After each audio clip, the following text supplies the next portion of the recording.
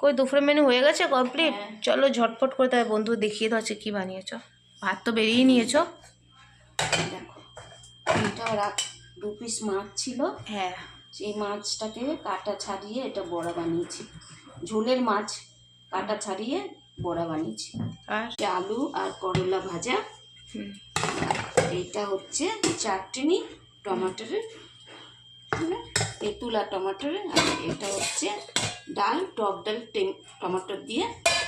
আর এটা হচ্ছে ভেন্ডি পোস্ত আর সর্ষে দিয়ে। তাহলে ওটা কি দিয়ে খাওয়া যাবে? করলা এটা দিয়ে না? কি দিয়ে খাচ্ছ মা?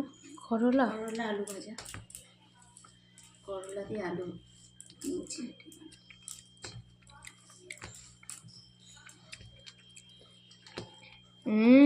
কি টেস্ট লাগছে খেতে করলা আলু ভাজা দিয়ে, দারুণ। ওয়াও, সত্যি দারুণ লাগছে খেতে।